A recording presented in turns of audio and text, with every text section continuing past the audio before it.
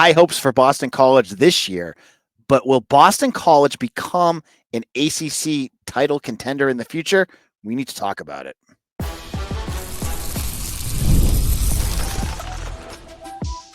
You are Locked On Boston College, your daily podcast on the Boston College Eagles. Part of the Locked On Podcast Network, your team every day. Hello and welcome, everyone. This is Locked On Boston College, your team every day. I'm your host, AJ Black of Eagle Insider. I've been covering this team for over 10 years. I've been the host of this podcast for over 5. If you're looking for good insight, analysis, and scoops, Locked On Boston College is the place to go. We are a daily Boston College podcast available 5 days a week on YouTube or wherever you get your podcasts. We have a great episode today. We're going to be joined by Mitch Wolf of Eagle Insider to talk about Father Jack Butler. Where can he bring this program? Can BC win a ranked game this year? They've got SMU, Clemson, and Notre Dame on the schedule. We're going to look at the importance of local recruiting. How far Bill O'Brien can take BC. We knew how far Tom O'Brien could do it. And what is BC's ceiling? Just in general. This is going to be more of a conversation based. You're going to love this. And to start this off, we have Mitch Wolf of Eagle Insider. Mitch, how's it going? Yeah, it's going good. It's it's a summertime. People are out there going around getting after it. You're having other people on the show. I'm going on other shows. We're practicing podcasting, ethical non-monogamy. It's all a great time. Yeah, we have lots of different. We're everywhere. We're sharing. We're experimenting. We're trying different things, and we're here now. We gotta get like a pineapple logo in the bottom corner of the podcast banner now. So after going on a cruise, I had no idea what that even meant. And then I looked it up and I was like, okay, that's what that means. Okay. This is on the Disney. I did not see it, but because Facebook listens to everything you say, I got everything that comes up now is cruise stuff. And so like one of the first like random cruise blogs that just randomly shows up on my feed now was about this pineapple thing. I'm like, okay, I got to click this because I don't even know what that means. Mm-hmm. I'm like, okay, well, anyways, we're getting off topic here. So Mitch and I are going to have some conversation here about some big BC discussion points, some debate topics, if you will. And I want to get into what the ceiling of Boston College football is. Now, on yesterday's show, you guys all heard Mike Galtieri, who said that he thinks that BC should be getting to ACC championships on the regular. And I know some of you probably don't agree with Mike or think that that's not a realistic expectation. And I get that. I think the guy over here probably agrees with that sentiment too. Mitch, given where things are at now with college football, what should be a expectation for, what BC's ceiling should be for the next 10 years or so? I think you want to see the program turn into kind of what NC State was doing for a bit, where it was 9-10 win seasons pretty consistently, have a dip of get down to that 6 maybe 7 wins. If you have every once in a while you have a dud of recruiting or you have injuries that happens. Problem with BC is when that's happened, they've gone 3-9, and the ceiling has been 7-6 or what have you. So I think that you can get to that double digit win ceiling if everything goes right. You get you get the right schedule, you get a good group of players, you get the right coaching staff, and that's you're hitting on one number on the wheel on roulette. It can happen, but it's just very unlikely. I think a big part of that is you need to find the quarterback. So if Dylan Lonergan is the guy or Shaker Reisig is the guy for being a long-term start for this program that really elevates what they can do, then that's something you can build off of. Right now, where they're still kind of in this quarterback cycle of starter, benched, backup comes in, he's the starter, he gets benched, so on and so forth, that we've talked about a lot. So I think once you solidify that can help you reach that ceiling, because even though I think in college football you can win a lot of different ways, but I think the way to consistently win the most is you do have a high level quarterback. I think you've seen times where an elite defense can carry you, but BC, think about the 2015 season, BC had an elite defense and their offense was offensive. Words I would say, yeah, sure, that's good. Words I shouldn't say on a podcast. Yeah. And even you have that, and it does work. And even if the offense was just like as it was the year after with Patrick Tolles, or even the offense as it was this year, the year before, if it was just average, you probably see that team win definitely 6 or 7, possibly get to, that was a pretty easy schedule, honestly. So get to 8, you can probably get to 8 on Wednesday if the offense is just average instead of just abysmal. Yep. So it's the ceiling is there. And I think, and again, things do need to hit right. They need to, gradually increase the floor of recruiting. You need to keep recruiting well and get guys in.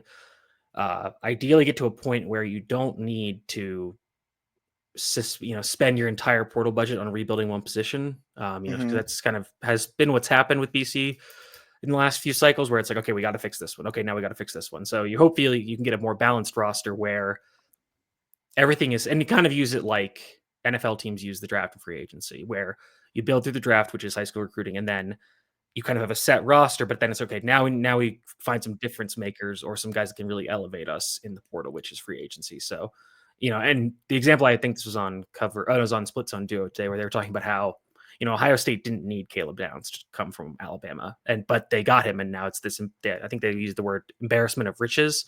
So now you have arguably the best defensive player in all of college football on top of an elite defense. So that's obviously not going to happen at BC. They're not going to get those kind of guys. But if you can get to the point where you've got a pretty solid defense, a few really good players, and then you can find one guy that can plug a hole, or you can get lucky and find a gem, then that could be something that can really get you past that ceiling. I think that BC regularly competing for ACC championships is a pipe dream. At this point, maybe in 10 years, if they can, continue increasing what they're doing, getting better, keep raising NIL money, use the house settlement money the right way, then maybe we can talk about it. But right now, I think in the 5-year range, maybe up to the 10-year, I think perennially competing for ACC championships is not realistic. Okay. I'm in the same boat with you right in this one. Like, I think, as you said, like, quarterback play is going to be key. And this kind of jumps into where Bill O'Brien can take BC. As someone who covers recruiting and sees where they're going, I've seen already with O'Brien really stacking classes to build depth. Like right now, you look at the class of 26. They have 4 offensive linemen. They haven't had 4 offensive linemen in a class in like 5 years. It's just been a while. Like, they just have not had that success, and they're going for potentially 5 or 6. You're going to have that kind of depth. You're going to be able to build. You look at the secondary from last year.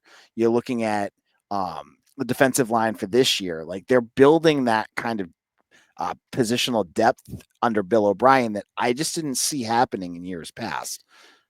Go ahead. This thought, honestly, like, literally just occurred to me like a flash of lightning. So one thing that people have looking at with NFL team building over the last decade or so, and this kind of has led to the running backs don't matter debate, but it's teams are investing high draft, better, more valuable draft capital on the trenches, quarterback, and defensive back. That's where you're seeing team and wide receiver, because the NFL's passing league, that's a little different. But you're seeing those high value picks be invested in those high value positions. You're not seeing as much linebacker, safety, tight end, running back. They're not being drafted very highly. And if they are, it's a big surprise. And they need to hit to make the pick worthwhile. I almost wonder if BC is employing a similar strategy, because you've seen them, this first class that's coming, that was this past year, it's coming in now, a lot of investment in the defensive back room. You're talking about investment on the offensive line. We're seeing a lot of young transfers coming in on the DL, defensive line. A lot of recruits are coming in that position. But you're seeing a few wide receivers, running back, a few of this offensive skill positions, which you can, with that, you can find so many of them. There's just, they grow on trees across all levels of high school football and across all states. So you don't really need to go out and find the guy. Like, you can get a few and then you'll figure it out. But I wonder if that is a position where they're going to start using the NFL, like I said, with free agency, like, you're going to kind of let other teams do the evaluation for you, where, if a guy's at an FCS level defensive, like a linebacker, and he's like really killing the FCS, it's like, okay, we're pretty sure this guy can play. We're going to call him up to, play Power 5 ball. Or kind of like a guy like a Jason Hewlett, who is like a super athlete, just couldn't get on the field in Michigan. It's okay, we'll let you play. We think you could be something. So basically, we're not going to use a lot of our resources at a position that is very volatile in terms of it turning into quality players. But we're going to let other teams kind of figure it out for us, and then we'll pick through kind of who's out there once they've kind of filtered through the system. Yeah, I think that would be a way to do this. So my second part of this question is, how do you think that Bill O'Brien can maximize the ceiling that we've been talking about? Is he the right coach to get BC to that point where it's only been 1 year, but based on what you've seen so far, do you think that's the answer? I would probably be lying if I said yes, he can get them to that point where they're perennially competing for ACC championship or ACC championship berths. That's again, it's too far in the future. It requires too many things to go right. It requires Yep. other teams kind of falling, either just not being as good or just leaving the conference. So basically getting Clemson out the paint. So I think that's probably not realistic as well. But I think he can be the guy to get them to that where BC is winning 8 or 9 games a season instead of 6 or 7. Yep. And I think that's Yep. big. That's when you start seeing some recruiting dividends. And I've said to you, like, I don't really pay attention to recruiting until the guys, are signed the letter and they're coming. Because even the guy they had this year who signed, London Seymour, who was coming, and then somehow he ended up at Georgia. So Yep. I just try not to put too much of my thought, because I have a lot of other things to think and write about. So, but Yep. if he can elevate that floor where they're starting to compete with the big boys for some of these, higher star recruits, and they get a few, and granted, not all of them pan out. You look at guys like CJ Burton, who did come to BC and then kind of flamed out. Look at a guy like Ty Chan, who didn't go to BC and is now at UConn because he couldn't get on the field in Notre Dame. And even though they had a really banged up offensive line this past year, plenty of guys you can go with. Kevin Pine, another guy, extremely high recruiting pedigree, came to BC, could not get on the field even when the offensive line was completely decimated. So, we obviously work for a recruiting site. And I think even the recruiting people tell you, it's not a perfect science, but generally the 4 stars work out more than the 3 stars. The 5 stars work out more than the 4 stars. So if you can start getting some of those guys and some of them hit, then you start, it's not a self-fulfilling prophecy, but it's a snowball effect. Yep. A guy like Carter Gooden, that's a top 70 recruit right now. Borderline. He's almost on the edge of being a 5-star. That's the kind of game changer BC could use. And even if guys that are like, in the near future, like Sterling Sanders, like Mason Leak, if they are hitting, and I think that's something this coaching staff is very good at, is evaluating talent, evaluating guys who are going to be solid BC guys who get it, who stay here. Yep. That's very valuable. Getting able to get these guys that, they're getting highly rated later in the process, but they've already committed to BC. They're staying committed as, up to this point, knock on wood. And then they can keep developing them. So that's the thing with BC is I really don't think there's a world where it can become a Georgia, a Texas, and Ohio State where it's just the brand name is all there is, and then you don't really need anything else. Like, this is always going to be a developmental program where you're taking guys who, but if you have who are lower rated recruits, but then you can develop them and they become really good players. Zay Flowers, Harold Landry, what have you. But if you get some of these guys that are coming in with a higher floor of athletic talent and ability, then you can develop them into really special players where they become a Luke Kuechly, a Matt Ryan, a Anthony Costanzo, these high first-round picks that, again, elevate your program. In a moment, we're going to continue our little discussion about recruiting, because I want to talk to Mitch about what his thoughts are on the importance of Massachusetts recruiting. I have my thoughts. He has his. We'll talk about that. We're also going to get into, can BC win a ranked game this year? They have 3 big ones on the schedule at home. Is it possible to win any of them? We'll get into that. And then finally, we'll wrap things up by talking about Father Jack. What should be the game plan to get BC back on the map? We'll get into all that in just a moment.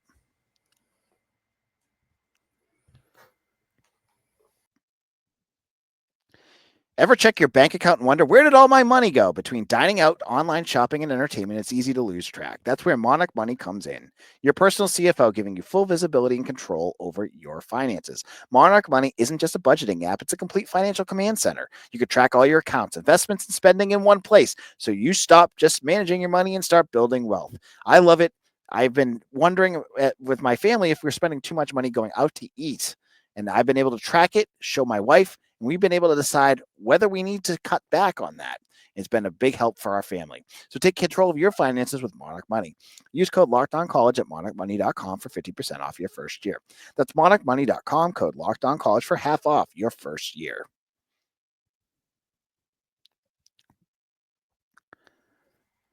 Welcome back. This is Locked On Boston College, your team every day. I'm your host, AJ Black. And when you're done with this episode, go check out Locked On ACC with Kenton Gibbs and Alex Dono.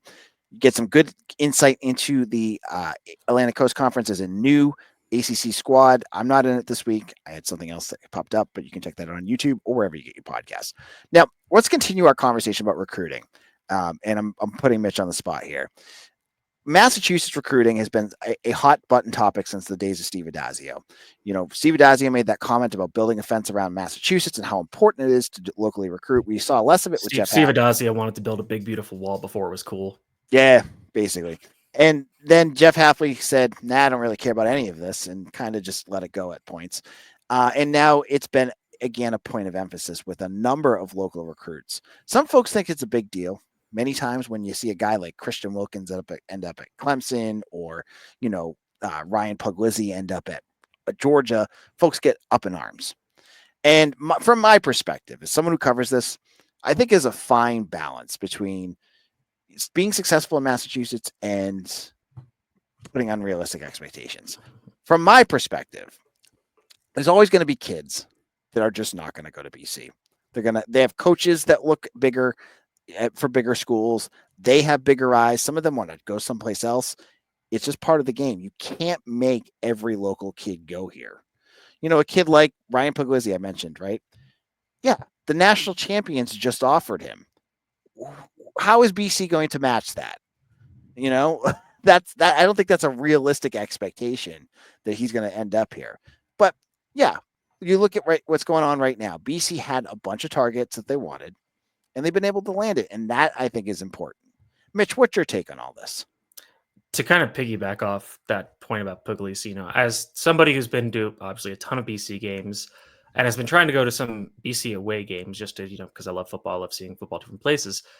I'm just going to compare two of the games I went to in recent years. One being a game where in 2021 where I saw BC go to Syracuse, and it was a terrible football game. And this past year when I went to see them play Missouri. And this is, again, I'm talking about Missouri. I'm not talking about Alabama or Georgia or Ohio State. I've actually been to Ohio State games, so I could use that as an example as well. If you're a 16-year-old kid who's a high 4-star, 5-star recruit, you go to these games, these big stadiums where there's 100,000 people in the stadium, and they're lining up hours before the game starts. And then you go to a game at Syracuse or you go to a game at BC. I really can't fault you for wanting to go to one of those places, especially when places like Georgia or Ohio State are churning out first-round picks, or Clemson, like they're Clemson, like they're growing on trees. I cannot fault it at all, and especially part of the thing with BC is it's an academically rigorous school. I think they've done work to make it work for more kids, but some of these kids, it's just not going to work, and they just don't value the education, the value. They don't value BC education as much, which that's fine. For some of these guys, they are going to be like a guy like Lewis Seen, who was originally from Everett. Yeah. Yep. And went to Georgia, was a first-round pick. He struggled with injuries, but I really liked him coming out in the draft. But a guy like that, he's like, yeah, I'm going to go to Georgia. I'm going to be a starting safety, as a freshman. I don't really need a marketing degree, Right. Right. You do for later in life, but all these, you're 16, you're a great football player on top of the world. You're looking at other stuff. So I totally get that. And I think I'm in the same boat as this with you. I was talking about this. I brought this up to you as an idea for this show because I was talking about it with somebody else where, on top of my general apathy towards paying attention to recruiting, I agree that, I think there's an overemphasis on, BC building the wall around New England, getting all these guys to come here because there are ones who are just going to get away. And that's fine. And, you're going to lose some, and you're going to lose recruiting battles to Michigan, to Georgia and stuff like that. It hurts when you lose them to Syracuse, to Rutgers, to stuff like that. Because those are fairly similar programs and you don't want to lose guys like that. But I think that for BC, the way I described this to you is kind of like how the discussion on the Super Bowl halftime show has gone for the last few years. There's always these people that are like, oh my God, turn this modern music off. When are we going to get Paul McCartney? When are we going to get Bruce Springsteen back? And give us Pearl Jam, give us Metallica. All the fans of those bands are already watching the Super Bowl. The royal you is already going to watch the Super Bowl. Your generation, your demographic. Yep. The people who are fans of Dua Lipa, of Kendrick Lamar, of Lady Gaga are not going to watch the Super Bowl unless those artists are there. So the NFL is trying to get more eyes on Super Bowl who wouldn't otherwise be there. To relate it to BC, the guys in New England already know what BC is about. They know about Matt Ryan. They know about all these guys. What they might not know, the other states like Georgia, like Oklahoma, even going as far as Colorado, California, Montana, Reed Harris, Deuce, Samoan name from Alaska. Like these, they don't know about BC, but once you get those guys, they come to BC if they're good players and they play well. Reed Harris establishing himself, you start to see BC become a national brand, which it basically was because of Doug Flutie and Matt Ryan. So you get these players who become stars coming from non-traditional places. Then you start building this bigger national recruiting brand. When you're drawing more talent from other places, you can build a better football team. Places with more people, there's a bigger chances of better talent. It's just how like sizing high schools work. We've seen guys from Massachusetts who, like Kevin Pine's a great example. Like he was a really high star recruit just because he was a big dude, but he didn't really. I think he was playing at a pretty small school and he didn't really turn out to be anything. There's plenty of guys who have done that for BC where they've been, oh, dude, this is an interesting recruit. He's from New England. This is great, and then they just don't do anything. So, I'd rather them, try to go out and find something different and be like, okay, like we can draw from this, and maybe if this hits, it's great. If it doesn't, it's not really a big skin off our backs. Again, I think there needs to be a baseline where you're not going to say Catholic Memorial stop sending guys here. You're going to still rely on these Catholic feeder schools to BC, but I don't think they need to be like scouring double A Rhode Island ball for some guys because there's probably going to be nothing there. So if you see a guy out in some other states, like okay, this guy's good, let's go get him. He's not in our traditional footprint. Yeah, I bring up U-Haul. Anthony Hall. He was a guy that was local. BC had no interest in him. They just weren't. They had other guys that they saw nationally that they liked better. And even though he was a big name around here, they didn't push for him. And I don't blame them again, we go back to Bill O'Brien's ability and his staff who've shown that they're able to scout and analyze guys that are going to fit their system.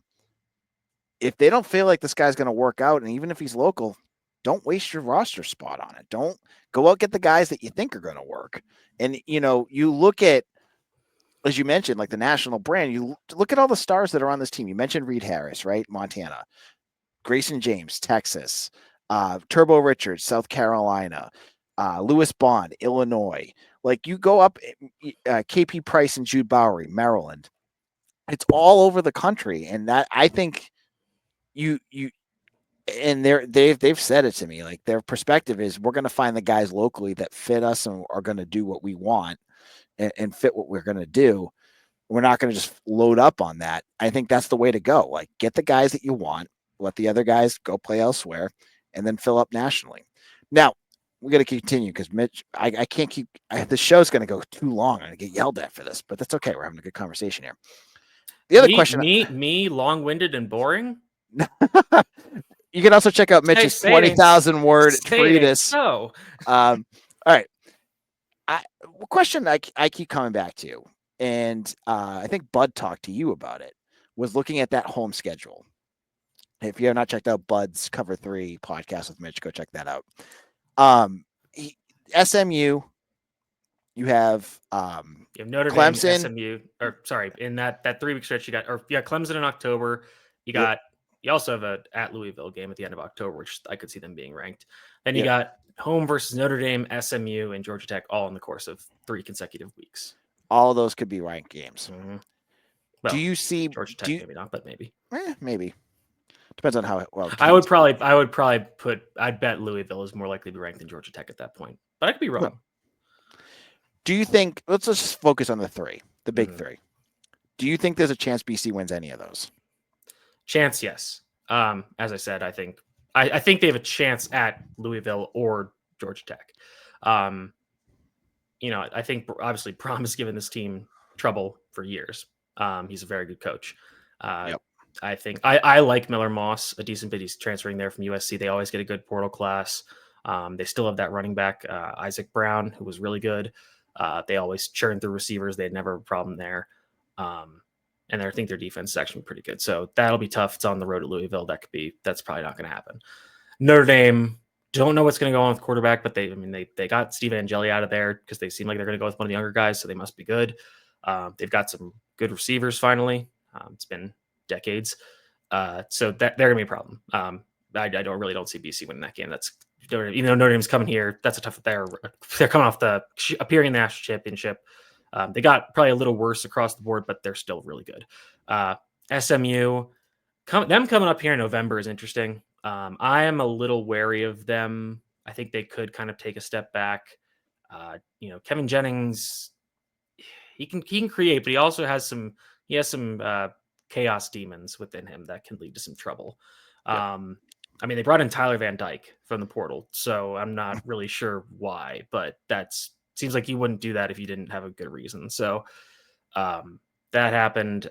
They lost a lot of talent to graduation in the draft on both sides of the ball. Really, I think they did a better job of replacing the guys they lost coming into last year. This year, it's a little more shaky, so I could see them pulling that off again. BC has played SMU well, beat them 2 years ago, almost beat them last year. Game was closer than the final score appeared, so they got a chance there. Georgia Tech, Georgia Tech is my kind of football game because that's just going to be teams just going to be running right into each other's faces on both sides of the ball. Again, Southern team coming up here mid-November could get some weather in their favor. I think BC has a good chance there. It's going to be a classical match. BC's got to defend the run well. I think they have the personnel to do that in theory. We'll see if they can do it in reality. And Georgia Tech's defense, I just really don't. They're weird. I don't think they lost some talent as well out of the portal into the draft. I just don't really trust them to be able to do enough. And I think that I don't think it'll be as bad, but I could see that kind of following a similar script to the North Carolina game from last year. Again, I think Georgia Tech will be more focused, motivated. They're a better team all around, but I could see BC, they get out by 2 scores and kind of in the second half and Georgia Tech's cold. Maybe that game's at night and they're just like, I'm done. I'm packing it. I don't want to do this anymore. Got it. Yeah. I think I look at SMU. I think that, as you mentioned earlier, they're a team that I feel like they're good, but they're beatable. Like Clemson and Notre Dame, I look at especially this year's Clemson team, like they're shot. They're so good, and because they're finally using the portal, right? Dabo gave in to sin, and Notre Dame is just stacked. I think in the trenches really well. I think they're just, and that's what makes them so dangerous. Like they churned out basically 3 starters on the offensive line because they like their younger guys better, which is crazy. Yeah. Right. And so they're just built to, and they're going to be tough. So for me, I think SMU is, and I think there's a good chance that they could win that game. So that's my choice on that one. Now, in our final segment, Father Jack is 1 year away from taking over as president of Boston College.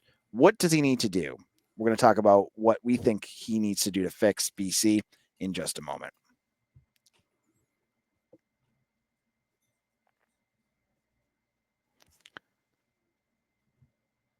Welcome back. This is Locked On Boston College, your team every day. I'm your host, AJ Black of Eagle Insider. If you have not checked it out, we have a 50% off deal right now to become a VIP. You can get Mitch's work, his treatises, if you like that.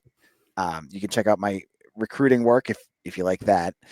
There's something for everybody. Maybe you don't like it. That's okay. If you don't like my stuff, go read Mitch's stuff. If you don't like Mitch's stuff, go read my stuff.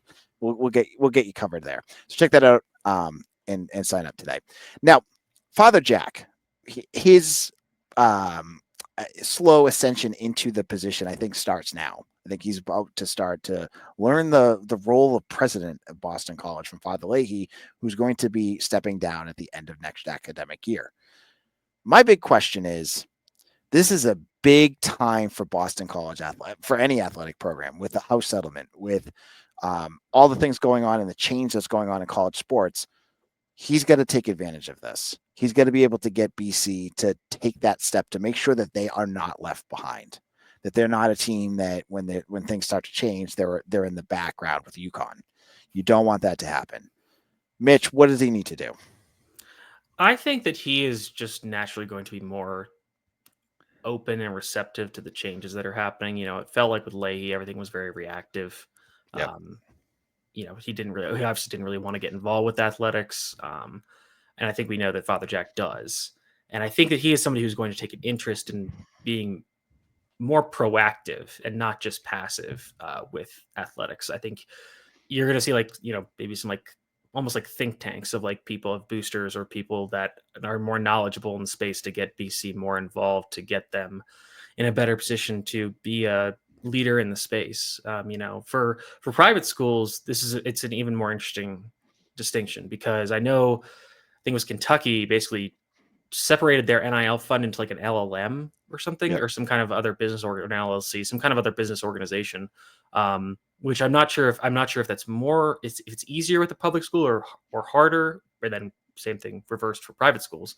That'll be interesting to see what they can do. But I think he'll just be interested. I think he'll be interested in looking to find ways that BC can actually I guess exploit is, see, it sounds like a bad word, but take advantage of opportunities that other schools may not be able to, which I don't think Leahy was ever really interested in doing.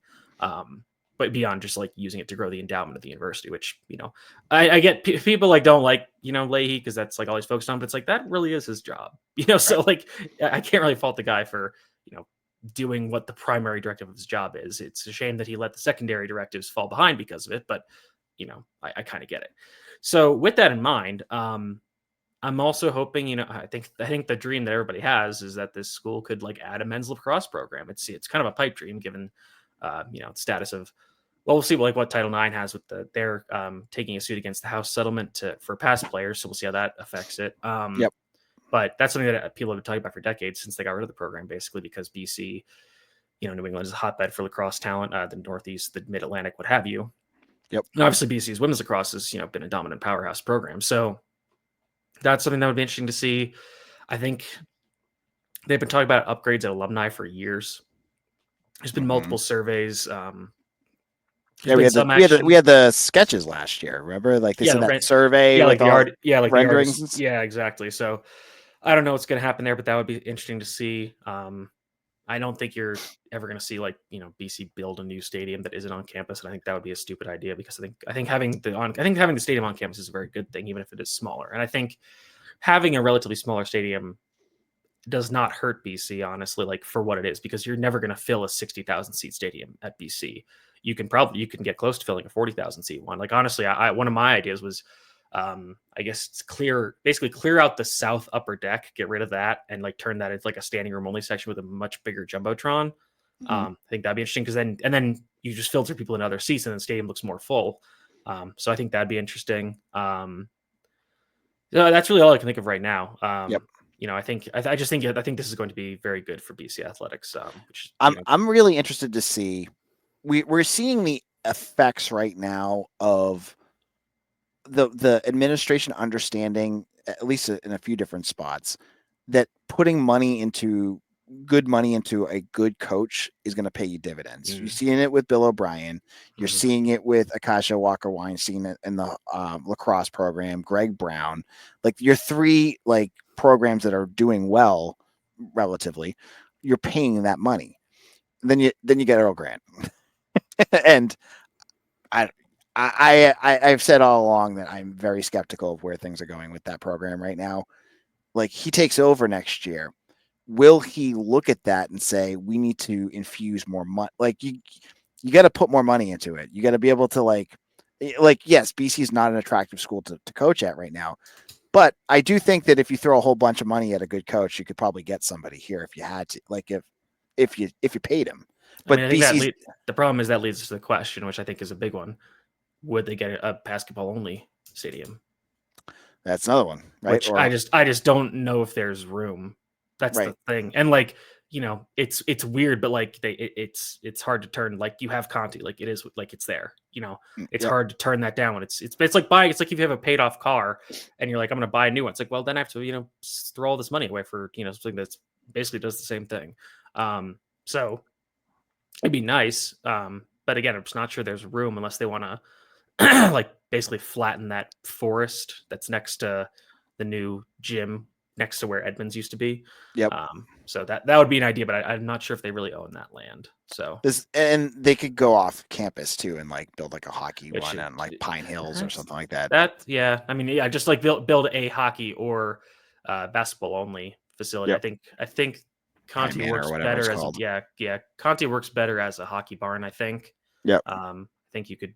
I think you could probably be better off building a separate basketball facility. Problem is, if you put that off site, then you're really going to kill attendance. Even though it's like, how much lower could it be? Yeah, like no one's going to show up, but it's pretty close to that right now. Yeah, exactly.